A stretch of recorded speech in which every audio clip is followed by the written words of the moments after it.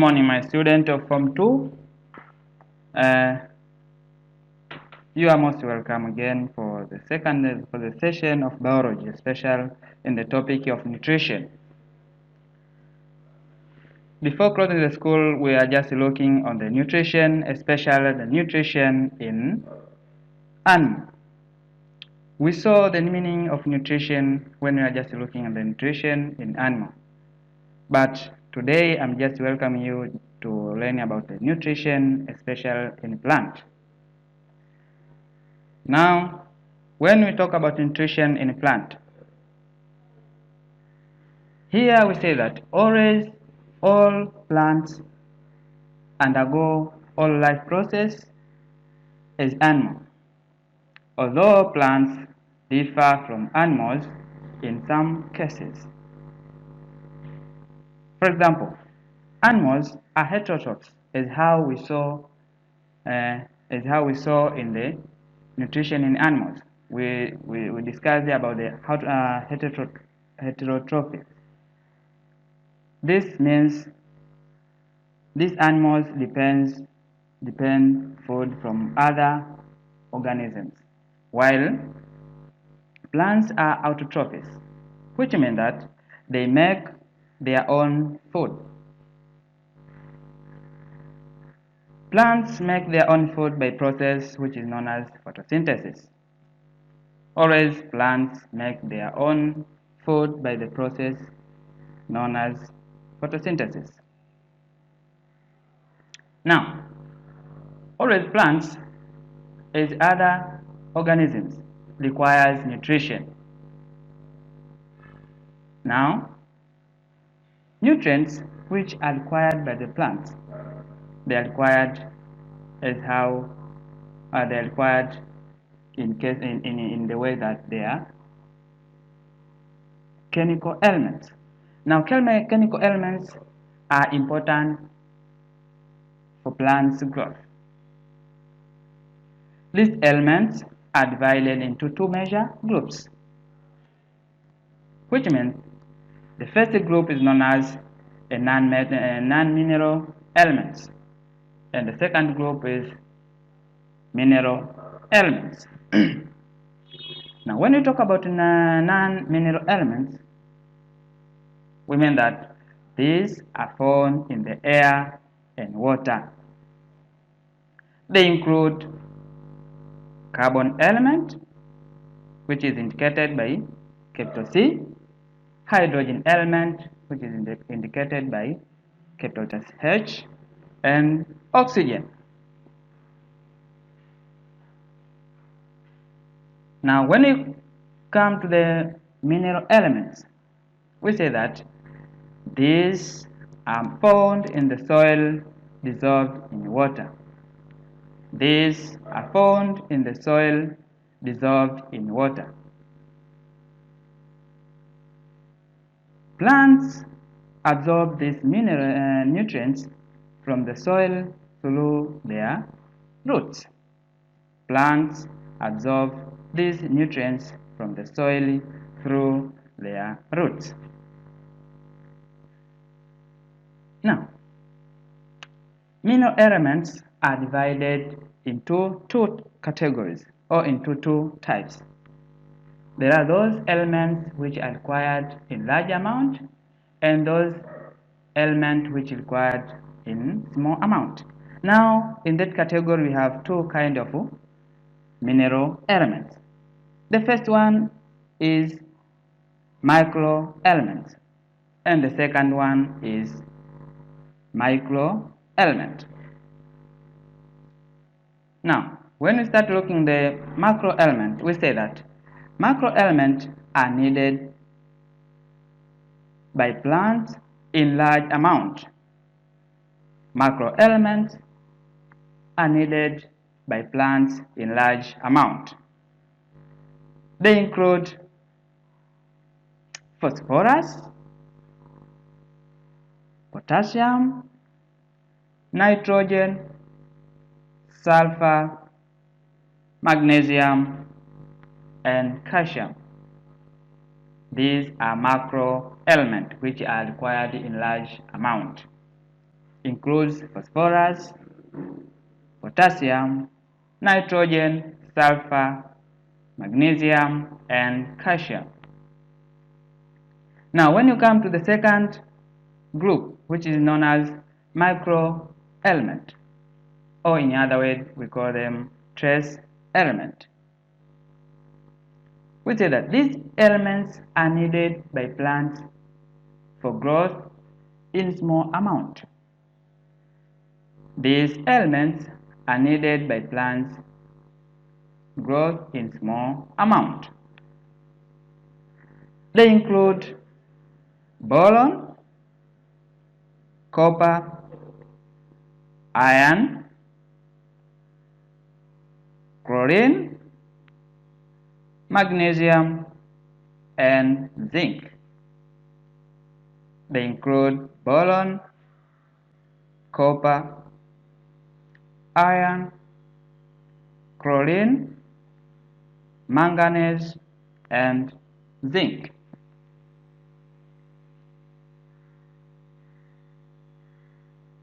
Now let us see how these mineral salts and non-mineral salts help in the growth of the plant.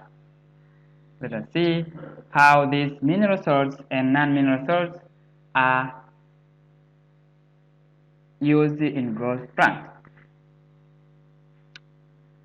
Now here is the table which shows the kind of mineral, the function of mineral, and what happens when this mineral is not found in the plant. The first column here is mineral.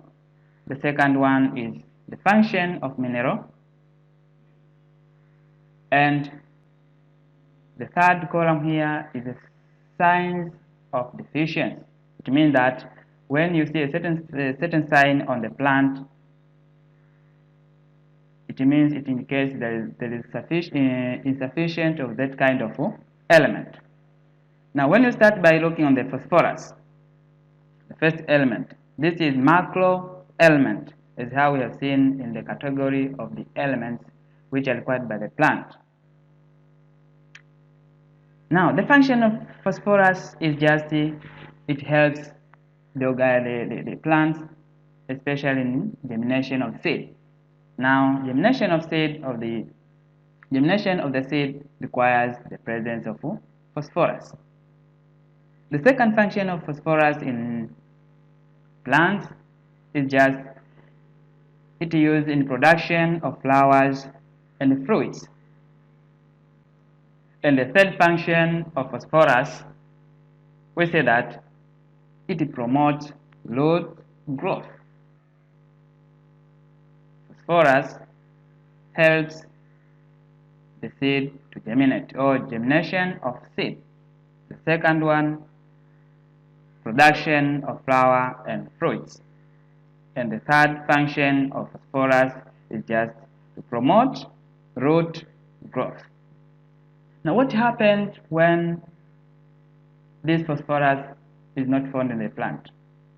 We say that when there is no phosphorus in the plant, or there is low amount of phosphorus in the plant, now the plant will see that they will show this kind of signs. We say that the plant will show poor growth of roots and leaves, which means that the roots will not develop in case that they will fail to increase in size, as well as the leaves will fail to increase in size or to become mature. The second mineral salt is nitrogen. This also is macro element.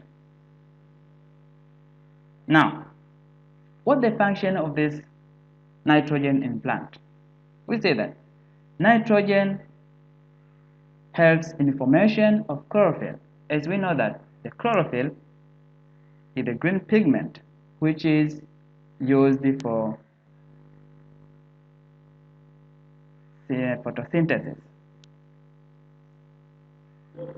Chlorophyll is just a green pigment which is found within the plant or within the chloroplast, which used for photosynthesis. Now, the presence of nitrogen is the one which helps in formation of chlorophyll. The second function of nitrogen is that nitrogen is used in synthesis of protein. Protein, one of the components of protein is nitrogen. Now, what happens on the plant or in the plant when this nitrogen is in low amount or is not in the plant? We say that always the plant will show this kind of signs. The first sign is the leaves become yellow or yellowish leaves. Yellowish leaves. The color of the leaves becomes yellow. And the second signs which indicate that the plant lacks nitrogen is stunted growth. Stunted growth means the plant will not grow well, or the growth in plant will be prevented. That is how nitrogen is important, and what are the signs which indicate there is a lack of nitrogen. The third mineral salt is potassium. Also, this is macro element. And what's the function of this potassium? We see that the presence of potassium makes plant resist to diseases. Makes plants resistant to diseases. That is one of the functions of potassium. You may find that there are different kinds of diseases which can attack the plant, but the presence of this potassium helps the plant to resist against those diseases. The second function of potassium is that it helps in cell formation. Potassium helps the cell formation. Now, what are the signs which will be shown when the plant lacks this kind of potassium or this kind of element? We say that always the plant will show yellowish leaves, or the leaves of the plant becomes yellow. The second signs which will be seen on the plant when there is lack of potassium is that development of leaves becomes slow, or slow development of leaves, fruits, and seeds. Slow development of leaves, fruits, and seeds. These are the signs which will be shown on the plant which lacks potassium element as macro element. The other macro element we saw is magnesium. Now, what is the function of this magnesium? One of the functions of magnesium, we say that it helps in formation of chlorophyll. Formation of chlorophyll also depends on the presence of magnesium. It's how I say that chlorophyll is a pigment, green pigment, which is used by plants for photosynthesis. Now, the second function of magnesium is it involves in enzyme activity. We know that enzymes are the one which helps in any action which takes place in the cell. Now, this magnesium involved in enzyme activity. There are enzymes which are used for growth of plant. Now these enzymes are activated by the presence of magnesium. Now what signs will be shown by the plant which lacks magnesium? The first sign which shows that the plant lacks magnesium is that the leaves fall down, or falling of leaves. Falling of leaves. We know that leaves always fall down when they mature, but you may find that the plant starts falling its leaves due to the insufficiency of magnesium. The second sign is that when plants lack magnesium, we say that the growth will be prevented, or we say that stunted growth, which means the growth will be prevented.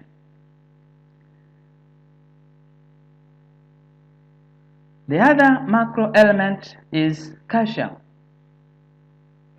Calcium also has different functions in the plant. One of the functions of the calcium is it promotes in the cell formation. It promotes in the formation of cell, or it promotes the cell formation. The second function is that calcium helps in transportation of materials within the plant. Calcium helps in transportation of materials in the plant. We know that the materials can be manufactured from one part of the plant to the other part of the from one part of the plant, and these materials should be transported from one part to another. Now, calcium is the one which helps in transportation of materials within the plant. Now, what signs will be shown when the plant lacks calcium? Now, this kind of signs will be seen to the plant which lacks calcium. The first one is curling of leaves, curling of leaf margin. Curling of leaf margin. When we talk about curling here, we just talk about folding of leaf margin. Folding of leaf margin. The second sign is that the plant undergo internal decay. You can see that the plant is growing outside the part of the plant. You will see that it is growing well, but internal structure or internal part of the plant, always when the plant lacks this calcium, the internal structure always decay. Now, when you cut that kind of tree, then you find there is decaying in internal structure. Understand that the plant lacks calcium. The other macro element is sulfur. Sulfur also has different functions within the plant. The first function is that sulfur also helps in production of protein. One of the components of protein is that the protein possesses this kind of element. Now, formation of protein within the plant is assisted by the presence of sulfur. The second function is that it helps the plant to resist to cold. You may find that there are some plants which are not able to grow in cold areas, but now the plants which are able to grow in cold areas possesses this kind of element, which is known as sulfur. Now, sulfur helps the plant to resist against the cold. The third function of sulfur is that sulfur helps in formation of chlorophyll. You see, chlorophyll. We have seen now 3 elements are involved in formation of chlorophyll. Mm. Sulfur also is involved in formation of chlorophyll. Therefore, this the presence of sulfur will assist in formation of this green pigment which is known as chlorophyll. Now, what signs are shown when the plant lacks sulfur? What signs are shown by the plant when sulfur is in low amount? Now we say that the first sign you will see that the plant will start dropping off of leaves. The plant will drop off of the leaves.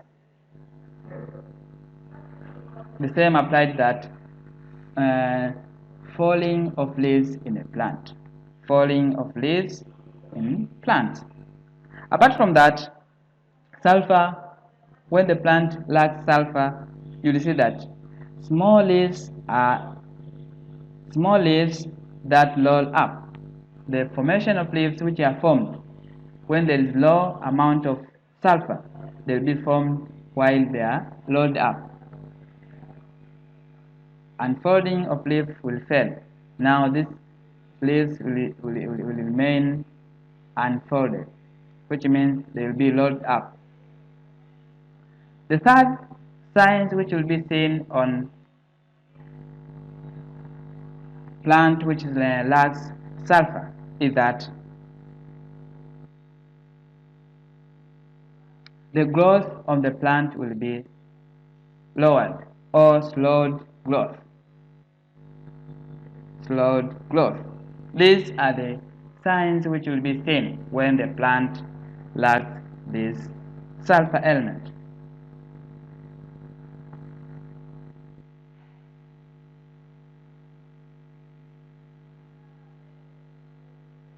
Now, let us proceed to the other macro element.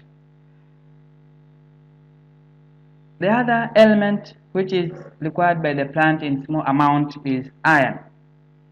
This is micro element. This is how we say that micro elements are the elements which are required in small amount.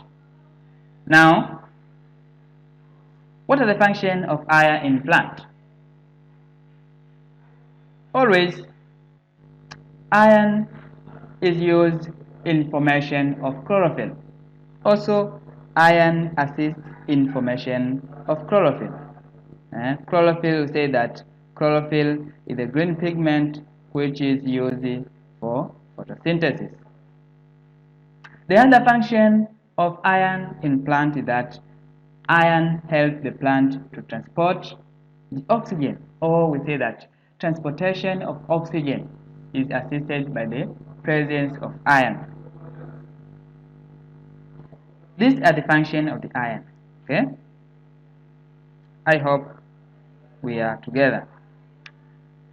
Now, what are the signs which will be seen? What are the signs which will be seen when the plant lacks the iron? Now, always plants become thin and weak stem. The stem of the plant becomes thin and weak. When you see this kind of sign, understand that the plant lacks this kind of micro element. This other sign which indicates that the plant lacks iron is that the leaves becomes yellow. The other sign which indicates that the plant lacks iron, we say that leaves becomes yellow. Now these are the signs which indicate that the plant lacks the iron. Thin and weak stem, as well as yellowish of the leaves. These are the signs which indicate that the iron is in low amount. The other micro element is copper. We say that copper assists in formation of chlorophyll in flower. The formation of chlorophyll and flower is assisted by the presence of this kind of element, which is copper. Now, what are the signs which are shown when copper is in low amount or when there is no copper in the soil? We say that when there is low or no copper in the soil, the sign will be death of tip of young root. At the tip of the root always becomes the tip of the leaves of the root dies. Now, when this kind of sign will be seen on the plants or on the roots, understand that the copper element is not in the soil. We know the function of roots. The roots is the one which always absorbs water and the other mineral salts in the soil. Therefore, when there is low or there is no copper in the soil, it means now the tip of the root will die. It means now the root will not perform its function. The other micro element is boron. Now, what is the function of boron in plants? We say that the presence of boron in plant helps in production of sugar and starch. We know that in plants always the area where we get this kind of food substance. Now, the formation or production of sugar and starch is assisted by the presence of boron. Also, boron assists in uptake of calcium by cell. Uptake of calcium by the cell. We know that one of the things which is required by the cell is calcium. Now, the presence of boron here is the one which increases the uptake of the calcium by the cell.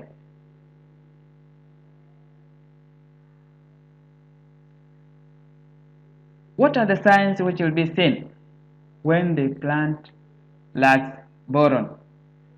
What are the signs which will be seen when the plant lacks this kind of element? The first sign is that the formation or fluid will be deformed. Here, the fluid will not be formed. When the plant lacks boron, to mean that the fluid will not be formed or will not be developed, because the fluids are the area where now this food substance, which is sugar and starch, are stored. Now, when there is no boron or there is lack of boron here, it means now fluids will not be developed. The second signs which will be seen is that the leaves lost their natural color. We know that the natural color of leaves is just green.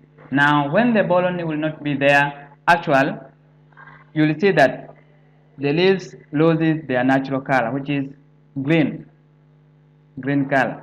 Now, these leaves they will develop their other color apart from the green color. These are the functions and the signs which will be shown when the plant possesses or lacks this kind of macro as well as micro element. Now,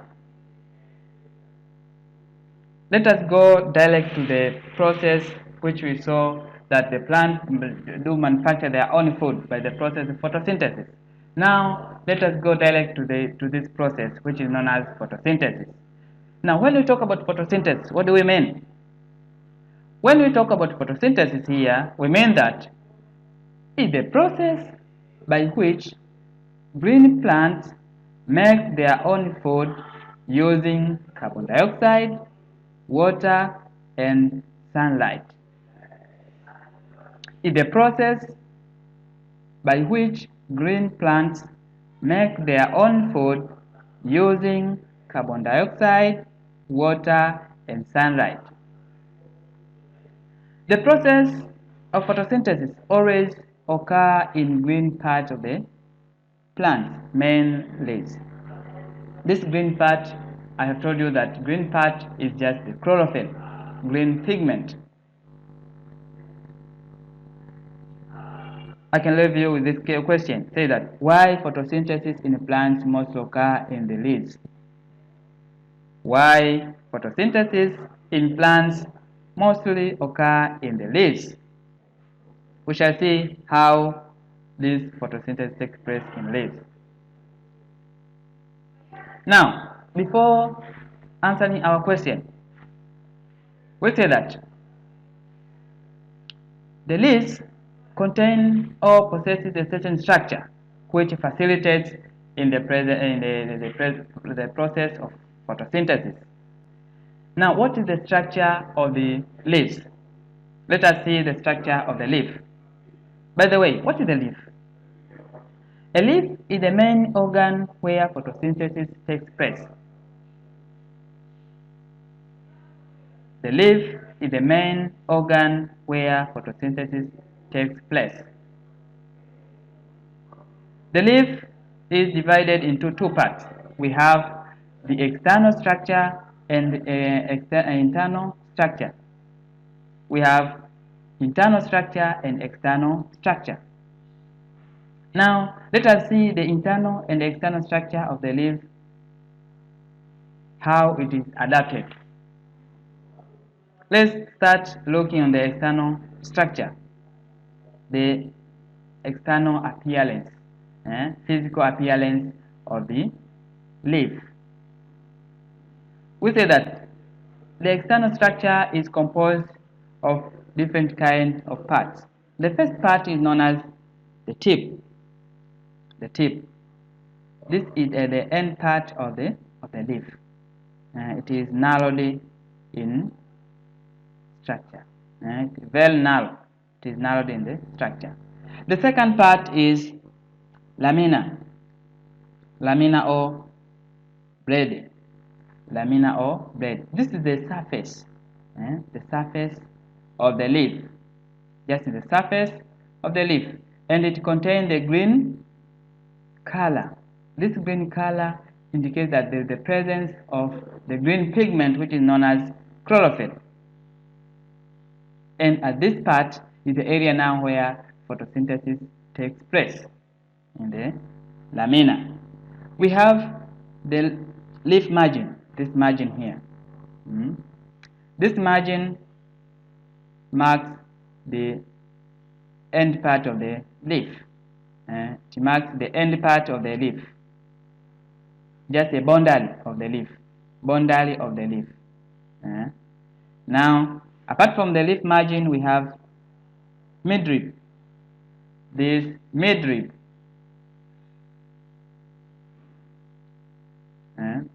We have midrib here.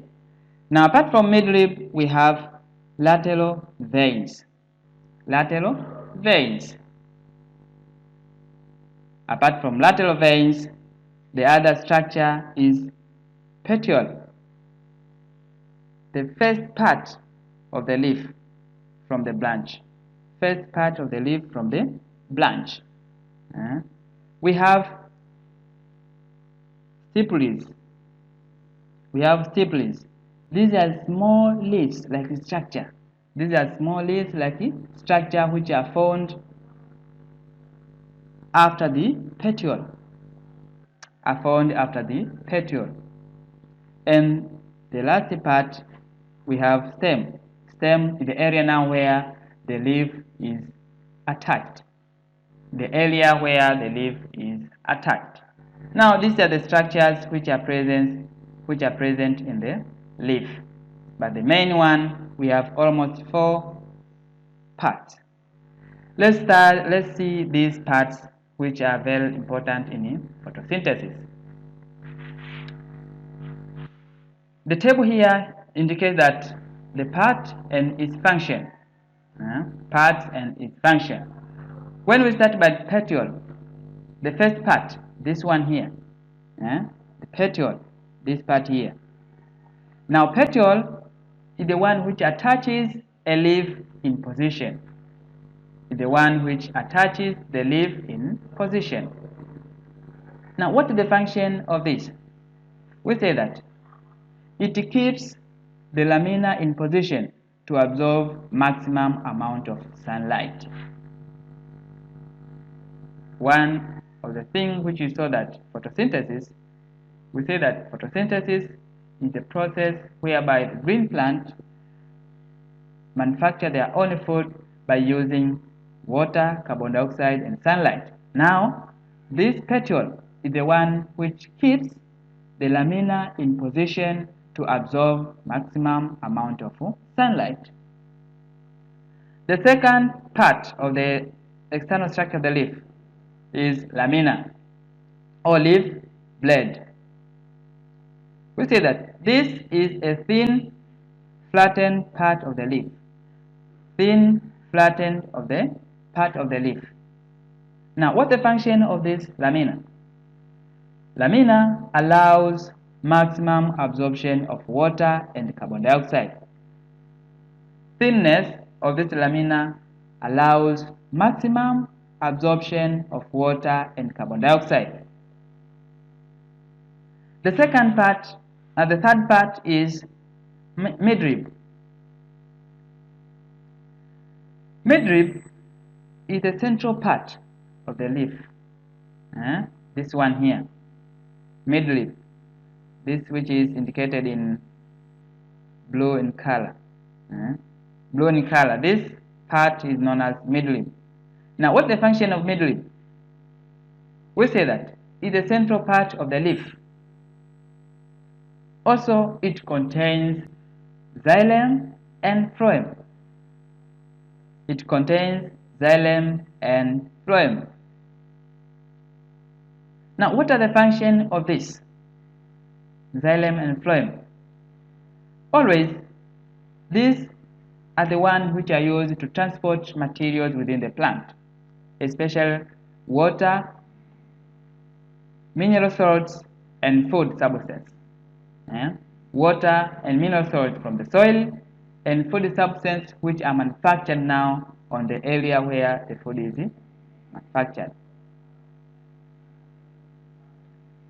Now, when you talk about xylem, so here, xylem is the one which transports water and mineral salt. The one which transports water and mineral salt, that is xylem. But when you come to the phloem, is the one which transports food substance.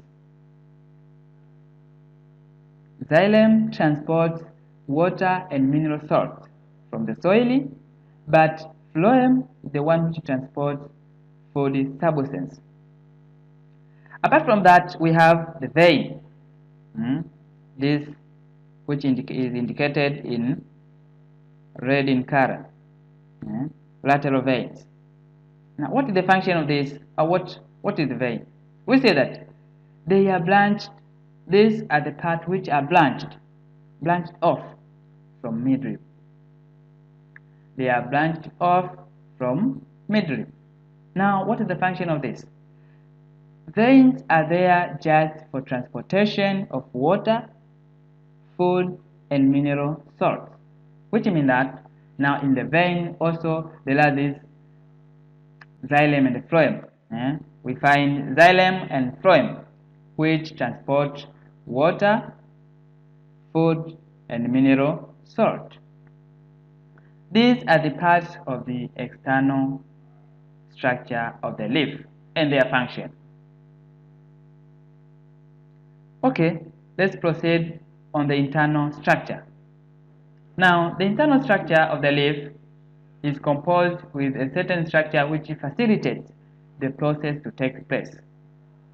One of the structures which are present in the internal structure, we have these parts which are indicated in the diagram. We have the bundle sheath here, bundle sheath which contains xylem and phloem.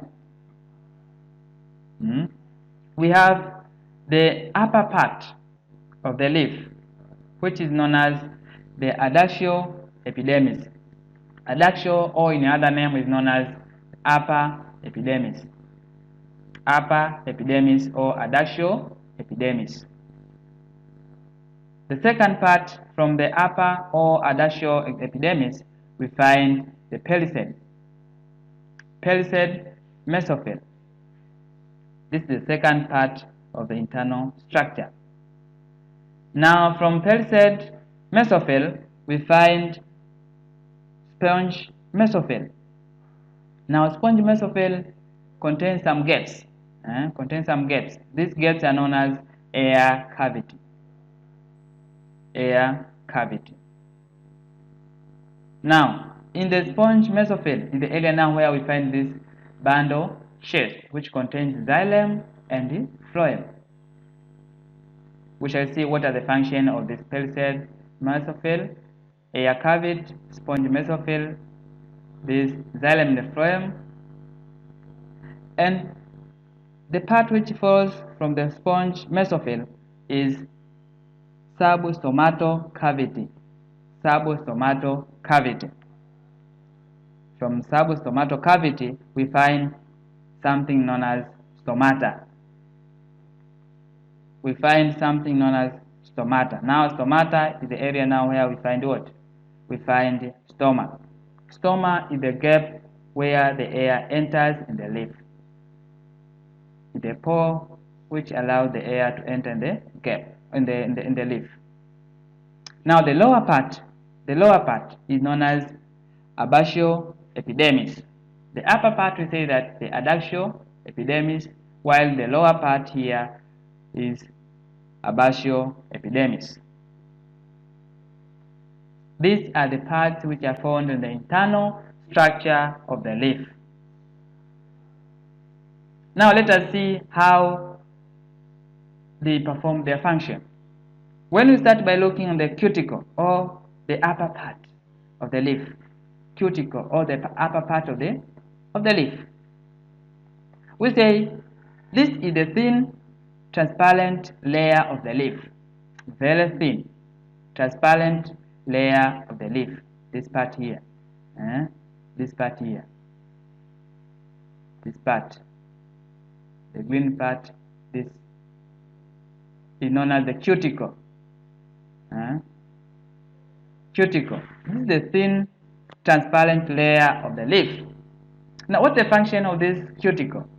Always, it protects the leaf. It's the one which protects the leaf from different kinds of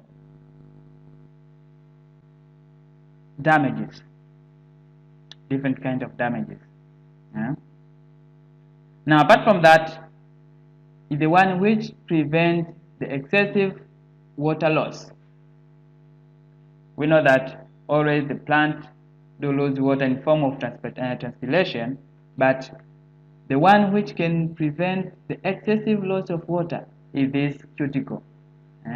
Water which moves from the leaves are prevented or is prevented due to the presence of cuticle.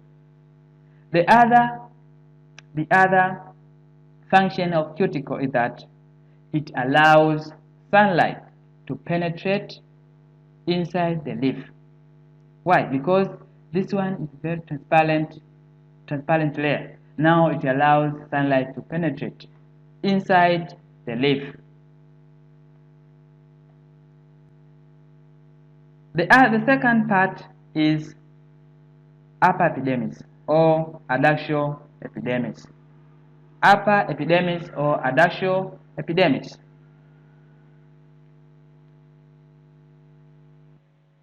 We say that the upper epidermis contains the cylindrical cell. It contains cylindrical cell, which contains chloroplast. This is cylindrical cell. Pellicid mesophyll contains cylindrical cell. Cylindrical cell, which are green in color. And this green color mean that they possess chloroplast. Now, what is the what is the function of this upper epidermis? We say that upper epidermis is the one which allows sunlight to pass through, and is the area now where photosynthesis takes place. We know chloroplast is the part where photosynthesis takes place. Now, the presence of this upper epidermis is the one which allows photosynthesis to take place.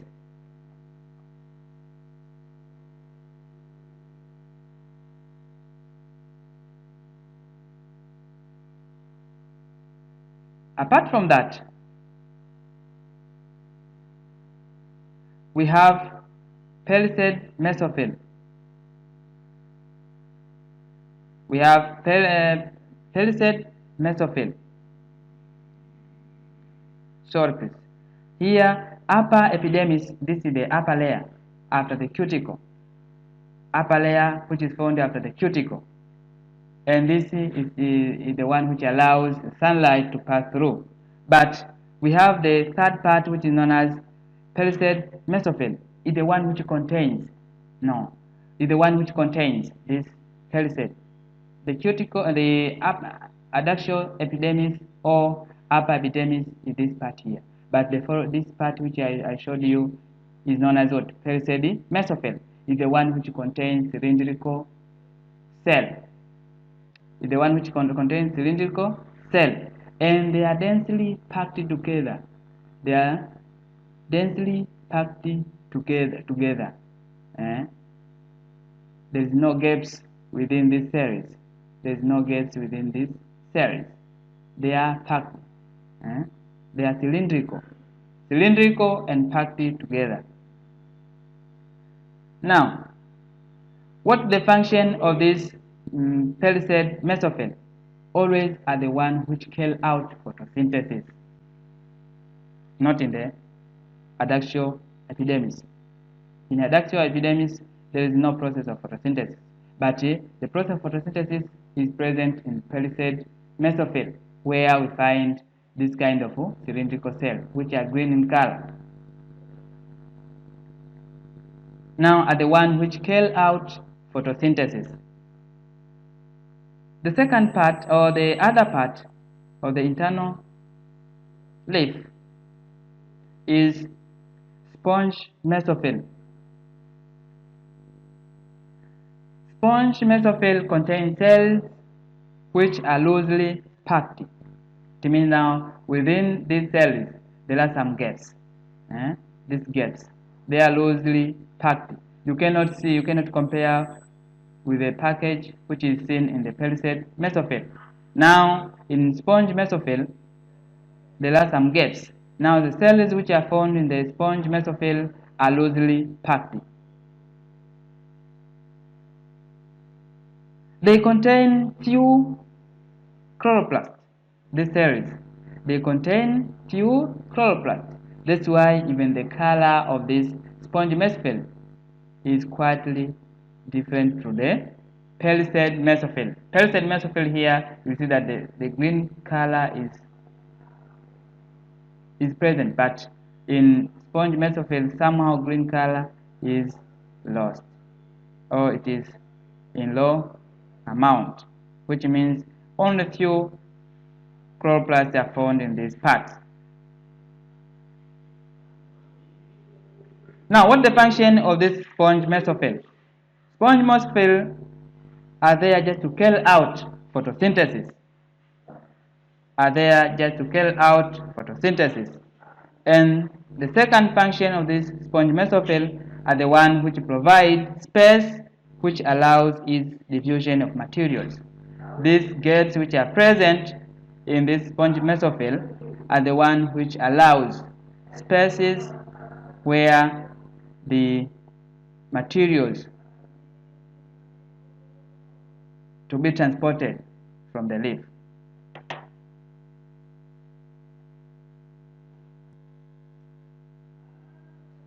Okay, let's proceed. Another part of the leaf we have vascular bundle, or is known as bundle sheath. Vascular bundle or bundle sheath. The bundle sheath is the one which contains two cells, which are known as xylem and phloem. Xylem and phloem. Now, what the function of this xylem and phloem? We say that phloem is there just to transport the food substance. Phloem is there just to transport manufactured food in the leaf. Now, the food which are manufactured in the leaf are transported by the presence of this tissue, which is known as phloem. Also, the leaf requires water and mineral salts. Now, the one which transports water and mineral salts is this xylem. Xylem is there just to transport water and mineral salts from the roots. We have the other part, which is known as the lower epidermis. Lower epidermis, this part here. Lower epidermis. This contains small pores called stomata. Lower epidermis contains small pores which are known as stomata.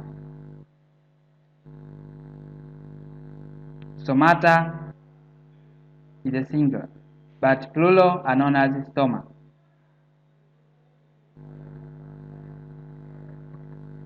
Stomata are surrounded by guard cells. Stomata are surrounded by guard cells. We shall see what are the guard cells.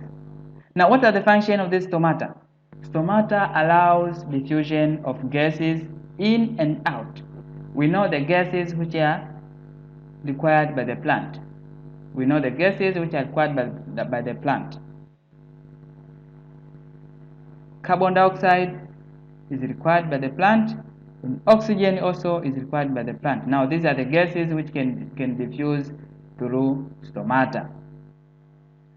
But guard cells carries out photosynthesis, but there are structures which allows photosynthesis to take place in the guard cell. These structures are known as chloroplasts.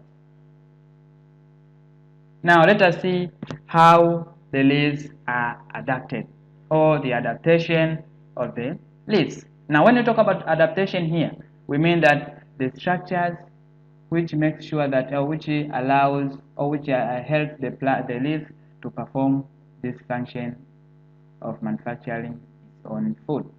Now, when we talk about adaptation here, we are just looking on the features which are present in the leaf and their function.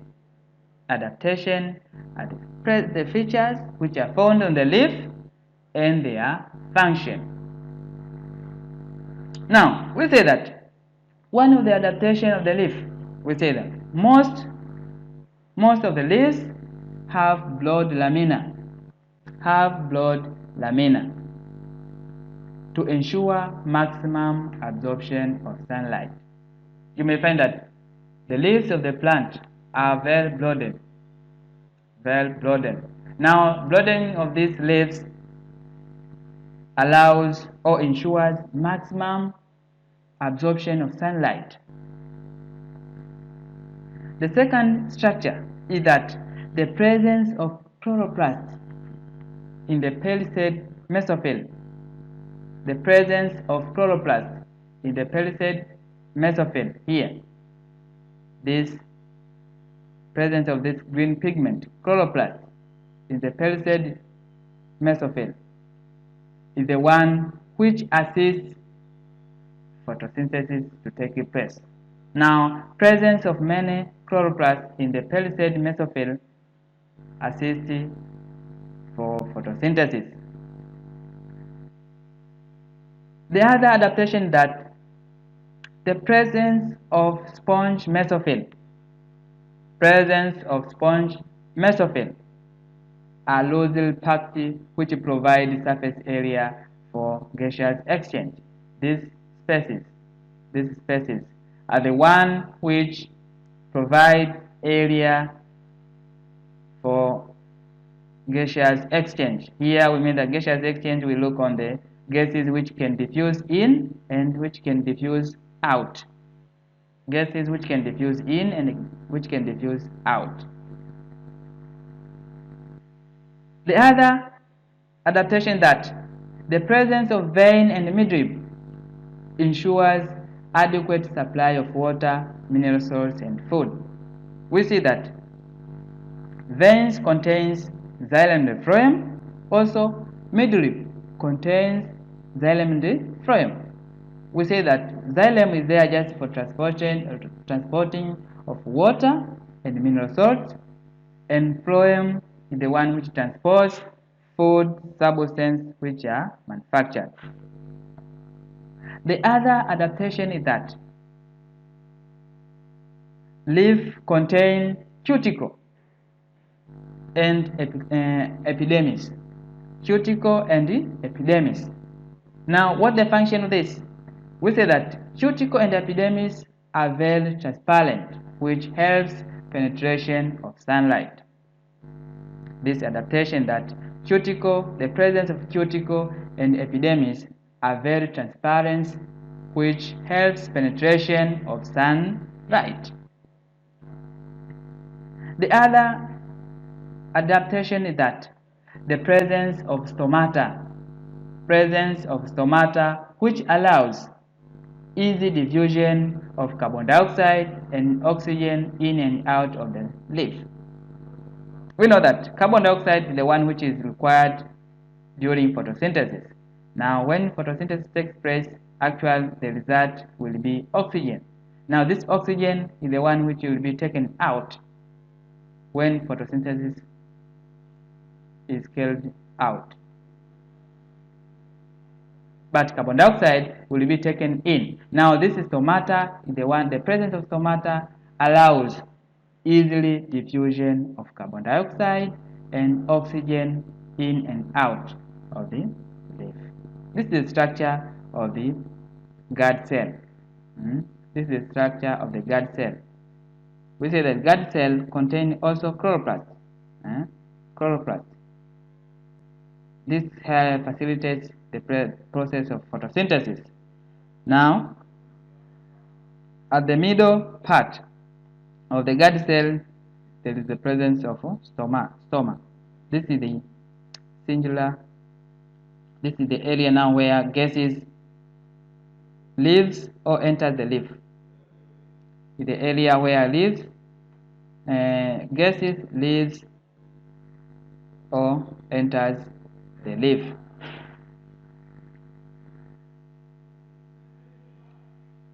Therefore, the area now where photosynthesis takes place, we say that the area where photosynthesis takes place is inside of the structure known as chloroplast. Now, chloroplast contains two main parts. The first one is known as stroma, and the second one is grana. Stroma and grana. These are the main part of the chloroplast where photosynthesis takes place.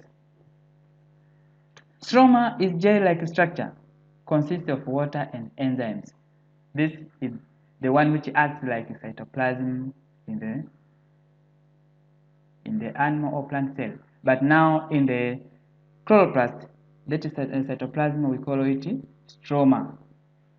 Stroma is gel-like structure, consists of water and enzymes. These enzymes which always assist in the process of photosynthesis. Now, the second part is grana. Grana is made up of thylakoid membrane, which contains chlorophyll. Now, this grana is the one which contains chlorophyll. It means now is the area now where the photosynthesis takes place in the grana. Now, what's the function of this chlorophyll?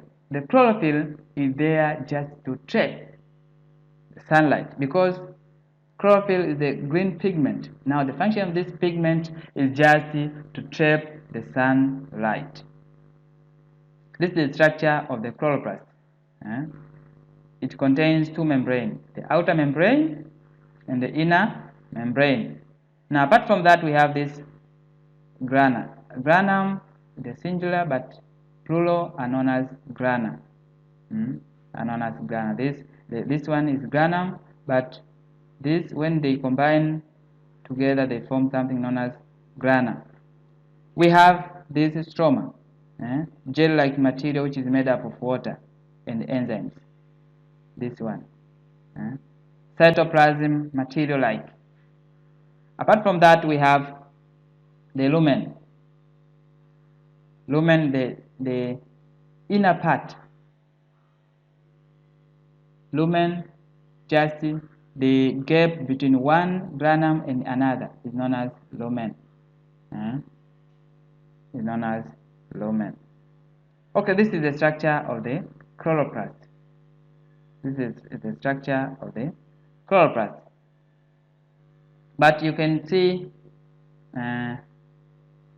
this also the structure of the chloroplast, which shows many structures. But the main structures are only two: grana and the stroma. Grana and the stroma are the ones which are used in photosynthesis. We have thylakoids here. We have stroma. We have grana.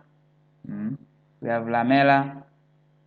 Lamella, this one which connects one gland and another. This junction here. This is known as lamella. Inner membrane, outer membrane. We have stroma here. These are the parts which it contains in the chloroplast. Also, this diagram shows the structure of the chloroplast. Now, in the photosynthesis, there are substances which are required, or requirements and conditions which are used in photosynthesis, or which are required for photosynthesis to take place. Now, these are the conditions, conditions for photosynthesis. Now, in order the photosynthesis process to take place requires some conditions. These conditions include: one is carbon dioxide, the second one is water, third one is chlorophyll, and the fourth one is sunlight. Therefore, in order for photosynthesis to take place, these four conditions must be found in the area. These four conditions must be found in the area. Now, when water combines to carbon dioxide in the presence of sunlight, sunlight in the presence of chlorophyll, is the time now where we get food substance which is known as glucose. When water and carbon dioxide combine together in the presence of sunlight and chlorophyll, now is the time where glucose and oxygen will be produced. Now, the main product of photosynthesis here is glucose, and this oxygen we call it by product. This glucose we call it by product. This is the main one. Main product is glucose. Here is the chemical equation which shows photosynthesis, how it takes place.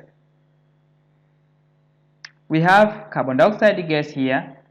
When it mixes with water, actually forms in the presence of sunlight or sun's energy, the energy from the sun, in the presence of chlorophyll, is the time now where we get the sugar, which contains 6 carbon, 12 hydrogen, and 6 oxygen, plus 6 molecules of water, plus 6 molecule of oxygen gas. And this oxygen gas is the one which will be removed out through stomata. This is the gas which will be taken out from the leaf. But the gas which will be taken in is this one here, carbon dioxide. This one here, carbon dioxide. Now, photosynthesis occurs in stages. These processes which you have seen them here, that carbon dioxide combines with oxygen in the presence of sunlight and chlorophyll to produce sugar, water, and oxygen gas. All of these processes take place in stages. Now, the first stage, we say that these stages of photosynthesis are of two kinds. The first one is known as light stage, and the second one is known as dark stage. Or in other words, we say light stage is known as the light dependent stage, and the dark stage is known as light independent stage. Now, when you talk about light stage, here we say that it is a stage which takes place in the presence of light. And always it takes place in the granule of the chloroplast. Some of the light energy from the sun is converted in chemical energy, which is known as ATP.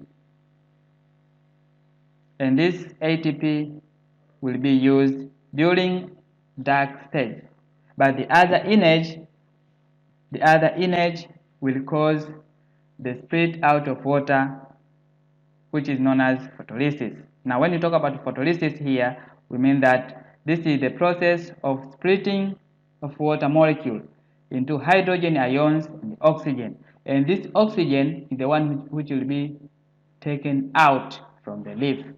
This oxygen which will be formed after water split will be taken out from the leaf through stomata. But the hydrogen ions is the one which will be used in formation of glucose. These hydrogen ions will be used in formation of glucose. Therefore, the light stage involves just the formation of hydrogen ion and releasing out of oxygen gas. Now, when you talk about the oxygen which we get from the plants, always we get the oxygen which will be formed after splitting of water molecule. Now, some of oxygen which will be released in photolysis will be taken out from the leaf to the atmosphere, and the other oxygen will be used by the plant itself during respiration. This process is the one which gives the energy of the plant to proceed with its own processes, respiration. Some of the oxygen will be used in the plant during respiration, and some of the oxygen will be taken out from the leaves to the atmosphere. Now, the equation here shows that how light energy splits water molecule into hydrogen ion and the oxygen gas. Here is water molecule in the presence of sunlight, or light energy is split, makes water molecule to be split into hydrogen ions and oxygen gas. Hydrogen ions and the oxygen gas. Now, here the light stage ends up by splitting water molecule into hydrogen ions and the water and the oxygen gas. Now, the second stage of photosynthesis is dark stage. Now, the dark stage is the one which takes place in the stroma of the chloroplast, gel-like material which is made up of water and enzymes. Now, at this part is the area now the dark stage takes place. This stage does not require light.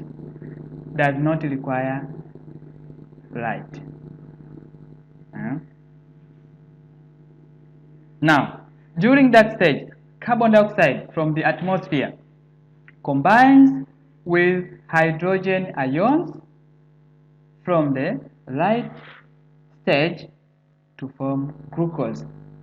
In the light stage, we say that water molecules are split into hydrogen ions and oxygen. Therefore, these hydrogen ions combines with carbon dioxide from atmosphere to form a simple sugar which is known as carbohydrate.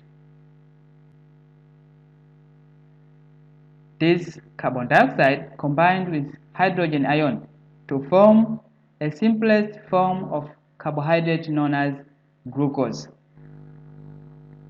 Now, this process always uses energy from the sun. And which energy? The one which we said here, the ATP, this one here.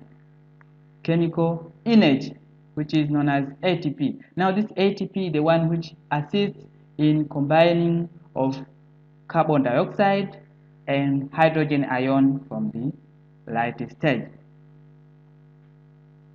And this combination of hydrogen ions and carbon dioxide gas is known as carbon dioxide fixation. Carbon dioxide fixation.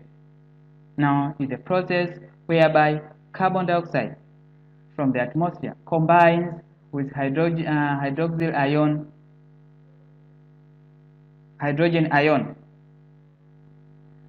to form a simplest form of carbohydrate which is known as glucose.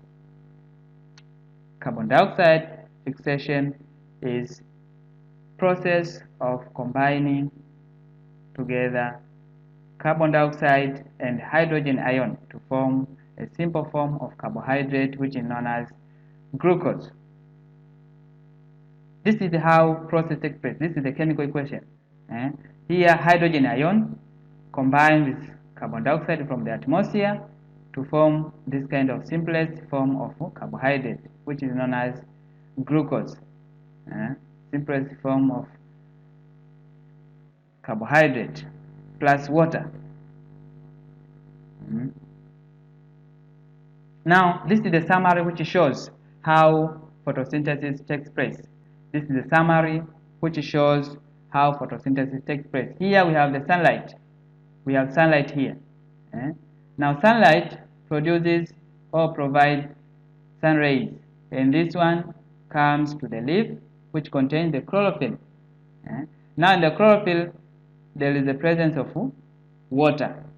Now some of the light energy or some of the light rays are converted into ATP. This is the energy which will be used later on, ATP. And some of the energy will come to the leaf and split out the water molecule.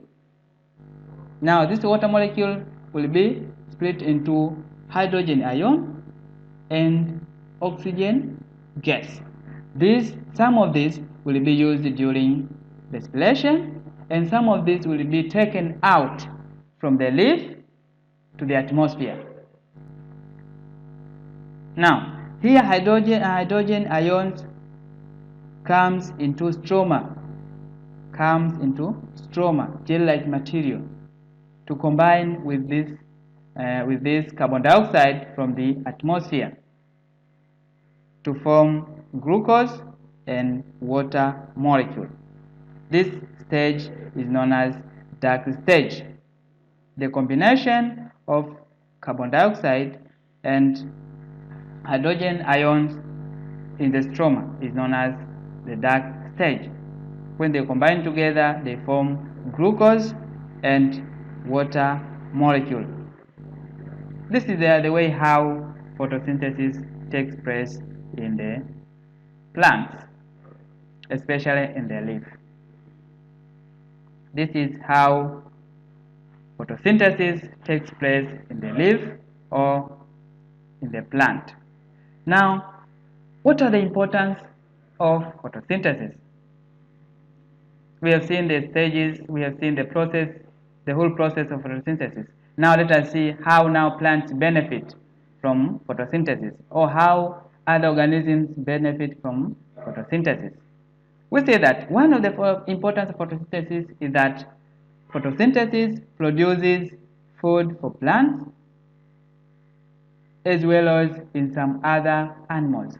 We know that even human beings, we depend on plants just to get our food. Therefore, photosynthesis is the one which produces food for plants, and some animals feed on plants in order to live. The second importance of photosynthesis is that photosynthesis produces oxygen, which helps in other activities like respiration and burning process.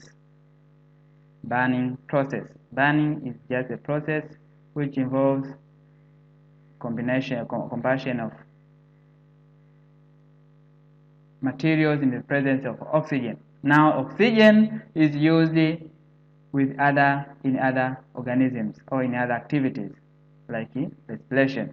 Now, the third importance is that photosynthesis helps to reduce amount of carbon dioxide from the atmosphere. We know that one of the component or one of the condition of photosynthesis is just the presence of carbon dioxide. Now, the amount of carbon dioxide which will be present on atmosphere will be used by this process, photosynthesis. Therefore, photosynthesis will help to reduce the amount of carbon dioxide from the atmosphere.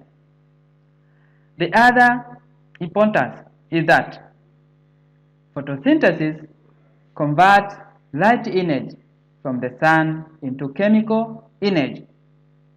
This energy is used for plants and animals. We know that in order to move from one place to another, in case of animals, we require energy, and always energy, this energy which assists us to move from one area to another, is converted from the sun. Right. Now, photosynthesis is the one which assists the plants and animals to gain this kind of chemical energy, which is known as ATP. And the last one, we say that photosynthesis sometimes, or in some plants, they store food. They store food. This food which is stored in the plant are used up when photosynthesis is low. Some plants store excess food which is used when photosynthesis is low. Therefore, when maximum or excess food which is manufactured in the plant will be stored in the plant, and this stored food will be used by the plant later on when there is low photosynthesis, or when there is no photosynthesis process will be used by the plant.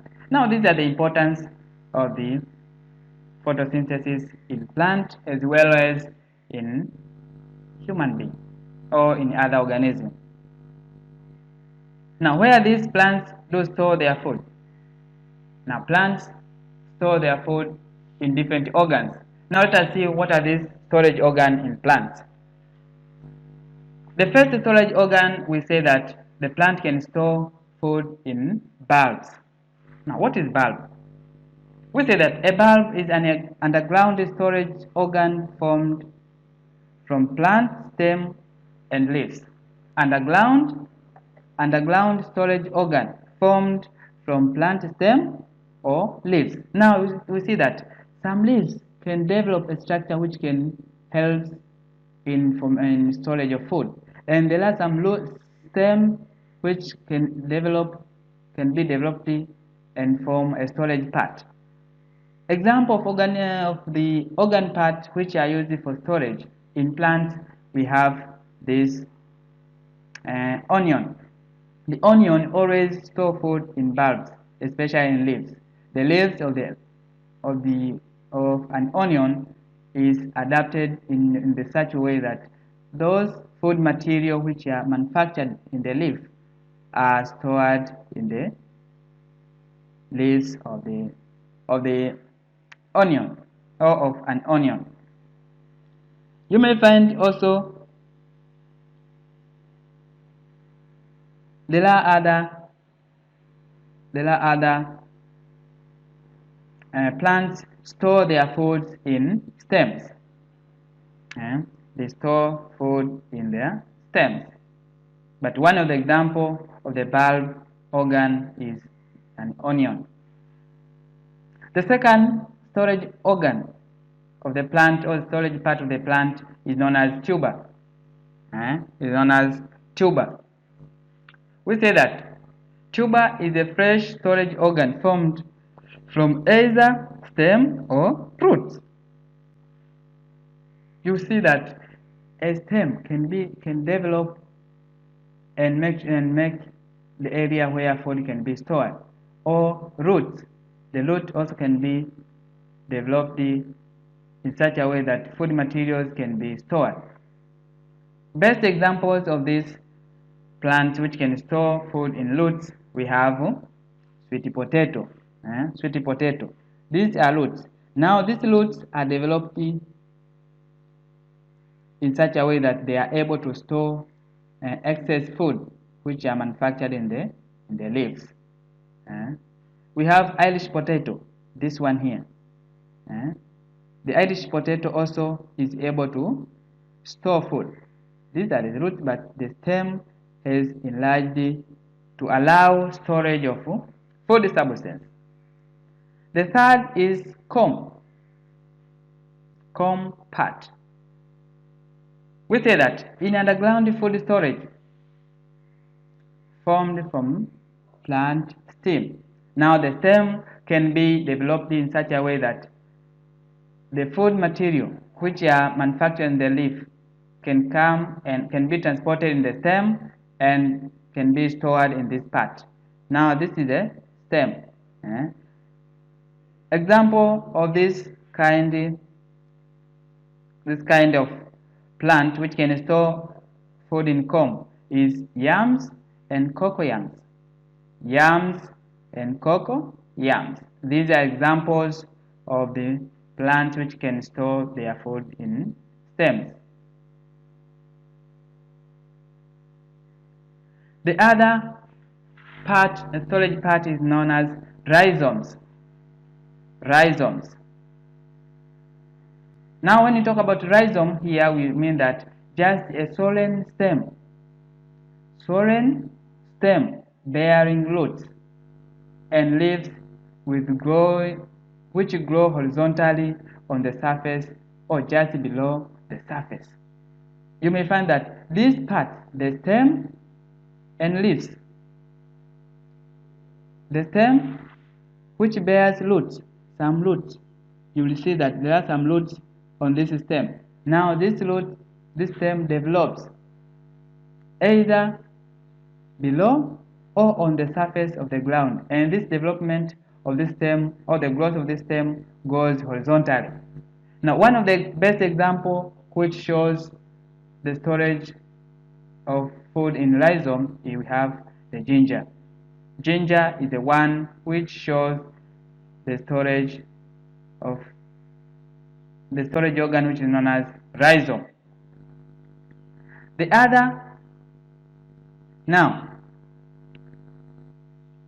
This rhizome is the one which makes the end up of this subtopic which is known as nutrition in plants. Nutrition in plants. I hope you have understood, my student. Thank you very much for listening and looking whatever I presented to you. Thank you very much.